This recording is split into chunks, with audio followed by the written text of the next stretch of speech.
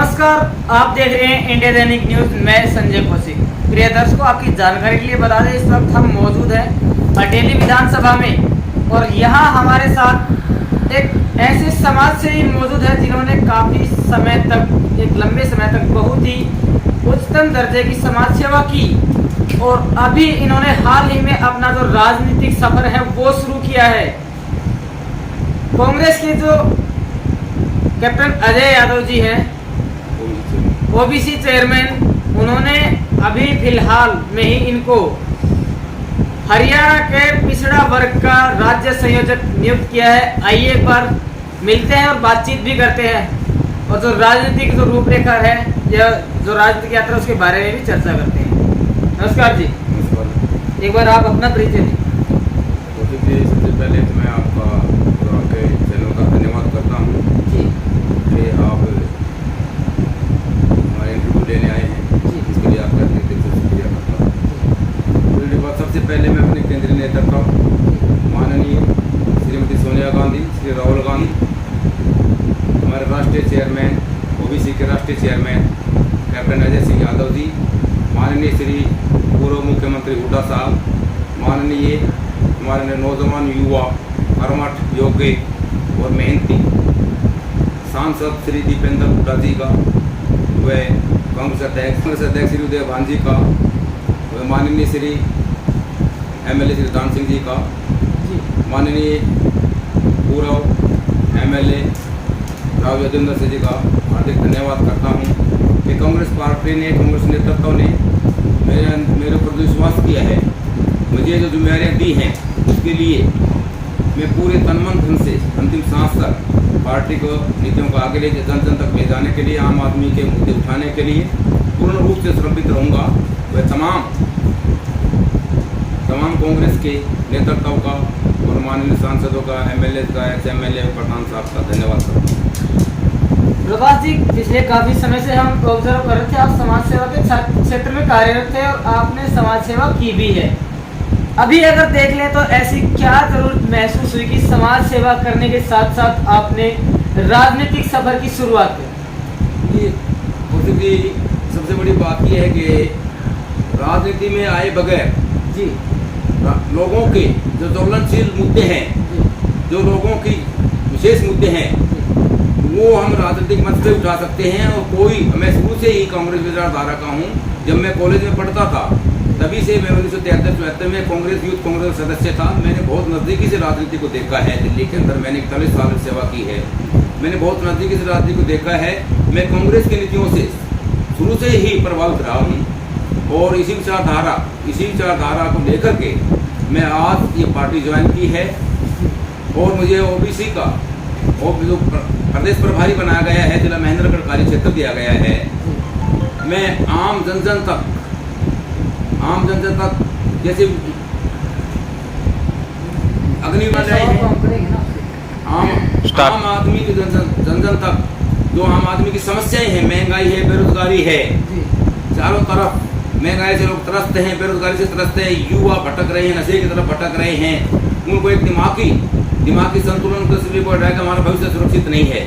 तो उनके हकों के बारे में मैं जाकर के जनता के बीच के अंदर, नौजवानों के बीच के अंदर जाकर के उनको जागृत करूंगा और उनके हकों के लिए लड़ाई करूंगा। ओबीसी जो केंद्र सरकार ने ओबीसी का 60% कोटा जो दिया था, वो आज तक कहाँ पूरा है।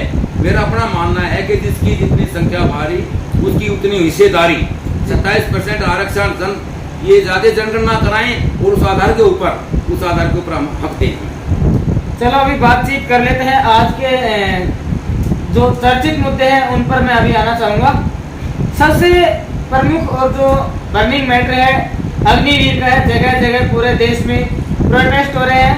अग्निवीर की बिहार से बढ़ती चिंगारी ने हरियाणा में भी दस्तक दी और काफी नुकसान भी हरियाणा प्रदेश को उठाना पड़ा। क्या कहेंगे, ये सरकार के द्वारा लाई गई जो योजना है कितनी कारगर साबित होगी युवाओं के भविष्य के लिए?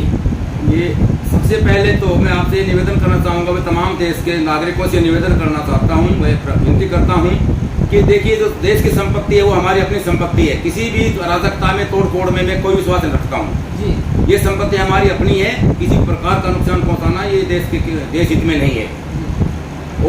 अग्निवीर का जहाँ तक है, जो गवर्नमेंट ने कहा कि 4 साल, क्या आर्मी को भी ठेके पे देंगे 4 साल के लिए? 4 साल में आर्मी की पूरी प्रक्रिया को भी नहीं जान पाते हो, और 4 साल के बाद वो ये 25% को करें रेगुलर करेंगे, 75% को वापस पैसे कहाँ खपाएंगे? जब पहले ही आर्मी के अंदर 3 लाखों वैकेंसी पड़ी है, सिलेक्शन जिनका हो रहा है उन लोगों के नियुक्ति पत्र रद्द कर दिए गए हैं। जिन लोगों ने कोचिंग अपना खेत लोन ले लेकर कर्ज लेकर के वो कोचिंग दिलाई है, जो बच्चे तैयारी कर रहे थे, वो नौजवान कहाँ जाएंगे? ये आप बताइए मुझे। क्या लगता है कितना कुछ इम्पैक्ट जो युवा है उनके फ्यूचर पर इस योजना का पड़ सकता है? पूरी तरह से नौजवानों का भविष्य बर्बाद कर दिया गया है, जो बिल्कुल निराश हो चुके हैं, युवा निराश हो चुके हैं।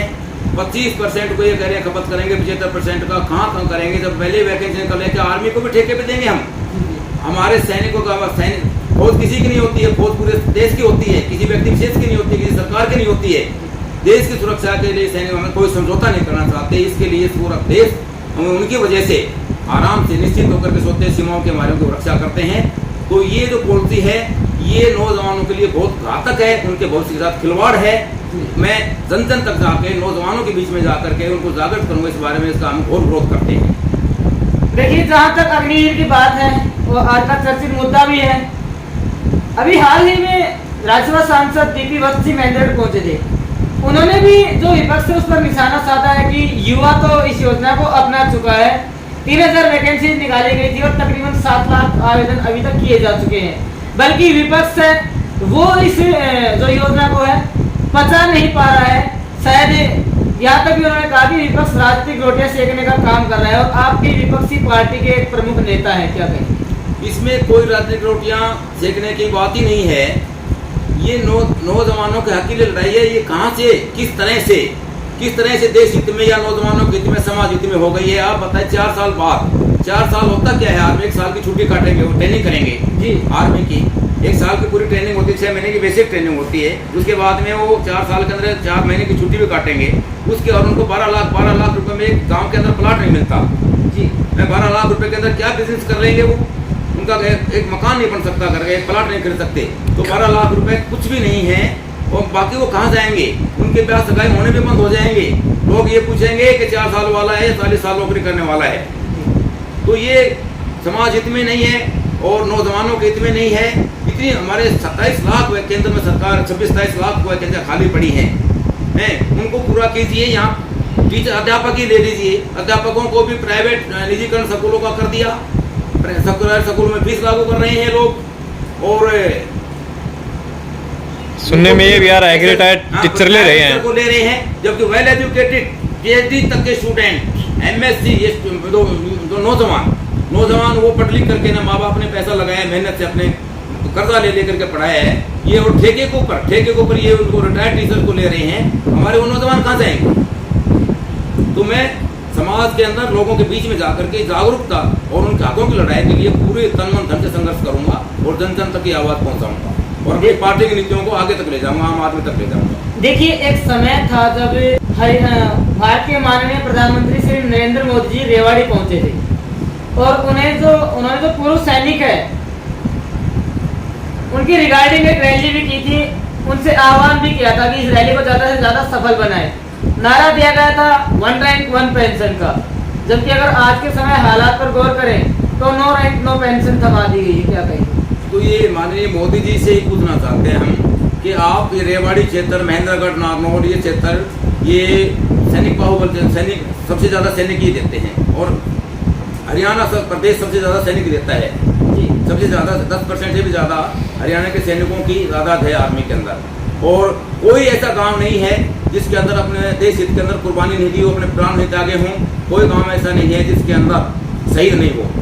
200-400 हर गांव के अंदर शहीद मिलेंगे। मैं माननीय प्रधानमंत्री जी ने यही कहा था कि 1 रैंक 1 पेंशन। आज ना पेंशन है, ना उनका भविष्य, ना भूत है, ना वर्तमान है। आप बताइए, जो 4 साल नौकरी करके आर्मी से आएंगे, उनको ना मेडिकल फैसिलिटीज है, ना उनको पेंशन है, तो वो कहाँ जाएंगे? वो 4 साल में घर की जिम्मेदारियां कहाँ से पूरी करेंगे? वो नौजवान पर आर्मी से आकर के यहाँ रास्ता भटकेंगे। वो समाज के अंदर जब उनको कहीं रोजगार नहीं मिलेगा, वो वेपन चलाना सीख करके वहाँ से आएंगे। यहाँ पे क्या हम उनको चौकीदार लगा के, अंडानी अंबानी के चौकीदार लगा देंगे उनको? एक आर्मी पर्सन को 4 साल, एक नौजवान को क्या उसको लिफ्ट ऑपरेटर लगा देंगे? क्या उनको इनके फैक्ट्रियों के अंदर चौकीदार लगा देंगे आदमी को? क्या इसीलिए उनको 4 साल हम ट्रेन करने के लिए, ट्रेनिंग के लिए भेज रहे हैं उनको चौकीदार लगने के लिए? तो देश हित में नहीं है ना नौजवानों के हित में। प्रकाश जी, अभी हम बात कर रहे थे और आप कांग्रेस पार्टी से प्रमुख नेता के रूप में अभी उभरे हैं। अगर बातचीत कर लें तो राजस्थान में भी कांग्रेस की सरकार है और वहां पर जिस तरह से एक जो बर्निंग मैटर आजकल चला हुआ है कन्हैया लाल का, धार्मिक उन्माद के चलते उनकी हत्या कर दी गई और उसके लिए सरासर जो बीजेपी शासित जो राज्य है या जो बीजेपी के जो नेता है सरासर कांग्रेस सरकार को जिम्मेदार ठहराए हैं कि 15 दिन पहले उस पीड़ित ने अपनी शिकायत दी थी, कोई कार्रवाई नहीं की गई और परिणाम स्वरूप उसका खामियाजा उसे अपनी जान देकर भुगतना पड़ा। लेकिन मैं किसी भी प्रकार की जातीय दंगों के, जातीय हिंसा के, धार्मिक उन्माद के मैं बिल्कुल खिलाफ हूँ। हमारी पार्टी खिलाफ है। हम सभी को साथ लेकर के देश के विकास में शामिल करना चाहते हैं। सभी धर्मों को, सभी लोगों को, पूरे समाज के लोगों को साथ लेकर चलना चाहते हैं। वहाँ पे माननीय मुख्यमंत्री साहब ने वहाँ के आईजी तक को वहाँ से हटा दिया है, वहाँ के इंक्वायरी करके वहाँ के सस्पेंड किए हैं, बर्खास्त किए हैं कर्मचारी। मैं इस बात का गौरव करता हूँ कन्हैया लाल की हत्या गलत हत्या हुई है। इस तरह से उन्माद फैला के सामाजिक ताने बाने का फैसला नहीं करना चाहिए।